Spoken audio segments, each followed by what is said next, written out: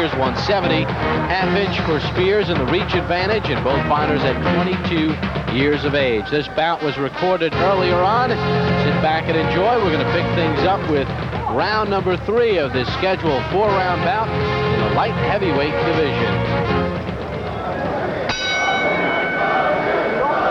Welcome back to Atlantic City, New Jersey. Bob Papa along with Dave Bontempo. We start round number 3 of the scheduled 4-round light heavyweight bout. Sean Hart in the white trunks, Joseph Spears in the black trunks. So far, Spears has landed the more telling blows. Neither fighter has been down. Neither man has really been hurt. And Hart holding on for dear life. Spears trying to wrestle free. You're seeing all kinds of things for the early careers of these fighters. A little bit of momentum from the outside, some grabbing and holding, which is actually something you might expect, of course, the bigger fighter to do. Hart trying to tie Spears up and have some room still to land his uppercut. But he's got to get that jab started from higher up. Well, there's a right hand by Spears that got a little bit more of the mark. And a left as well. It's a game of a couple inches now. Hart, when he's getting that jab out, he's telegraphing it by the way he's positioning his face. He's leading in with his chin first before the jab comes, and so Spears is able to play off. You know, you mentioned before fatigue could be a factor, fighter keeping his hands up, but Hart started the fight this way. I don't know. Which even compounds the problem. He's got to learn that. Can you have a successful pro career with that style? Only Muhammad Ali did, but for everybody else, no. And it's an easier punch for a fighter to throw from down by his waist, and that's why a lot of fighters try to do that. But the effective method is to do it from the shoulder. Joe Spears in the dark trunks has scored the better punches through this fight. At this point, we are in round 3. And now Hart trying to come back a little bit and get on the offensive. We talk so much about the jabs on these programs. It's such a basic weapon and yet such a hard one to perfect for young fighters. Spears has had good success of blocking a lot of Hart's punches as well. He's had ample notice about where they're coming from. And Hart, for his credit, hasn't slowed down. He's trying to get the offensive going. And now Spears goes down, and did he twist something? An ankle, a knee? That's what he's indicating. Maybe they bumped knees, because now he's starting to walk without a limp, and that could be the case. You almost feel paralyzed for a few seconds when you do bump knees. Let's see where they're looking. That is the area under observation now, and they'll continue. So that's a chance right now for Hart to really pour it on, because he's got to figure Spears is a little bit gun-shy and thinking a bit about what just happened. Blood coming from the nose of Spears. End of round 3.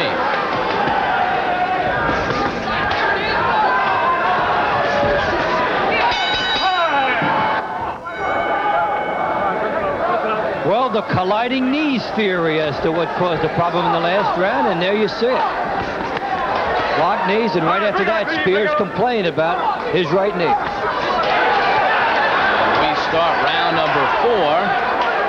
For this scheduled 4-round bout, Joe Spears in the black, Sean Hart in the white. I would think Hart needs a convincing round 4 to win this. And so many draws can occur in these 4-round fights because Hart had a good round in the 3rd. Should he take this, he wins the last 2, perhaps going away. He put himself in a good position. More blood out of the nose of Spears. And that is really egging Hart on. Emotion's such a big factor, especially in these early 4-rounders. Decision can turn on a single punch, one little flurry.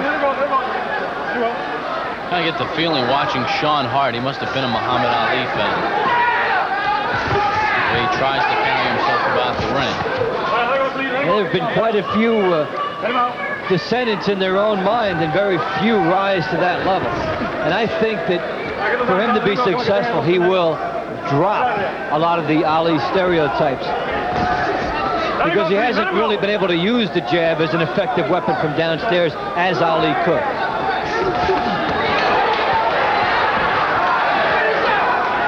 Ali, of course, always used to move in a circle to get away from counter shots, and Hart hasn't been able to do that.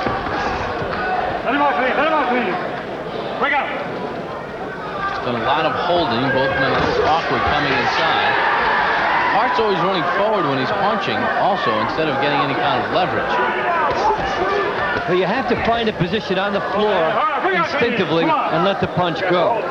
Neither fighter really doing that.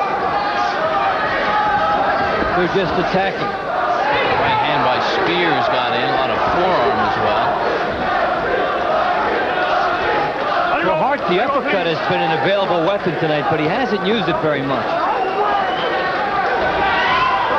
Especially with Spears coming forward, it's wide open for him. Pace is picked up here in the fourth and final round.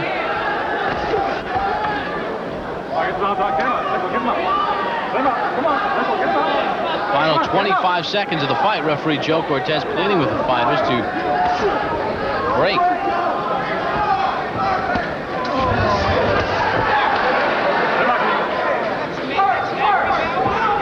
Well, we hit the final 10 seconds of this one. Joe Spears and Sean Hart in the light heavyweight division.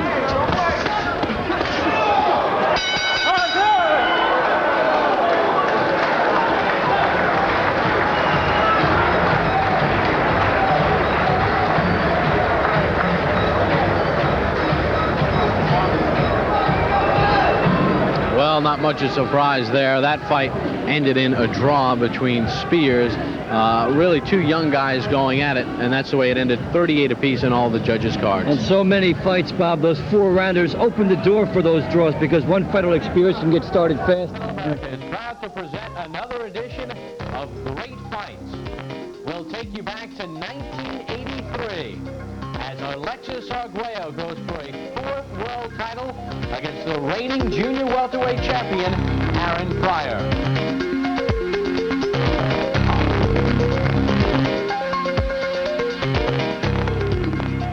Welcome to the program. I'm Bob Papa, along with Dave Bontempo, Sports Channel America's boxing analyst. And Dave, what we have this evening is the rematch, Alexis Arguello and Aaron Pryor. Let's take an overview of the situation. At this point in their careers, going into their second fight, Pryor is maybe one of the best fighters in the world, Arguello on the downside.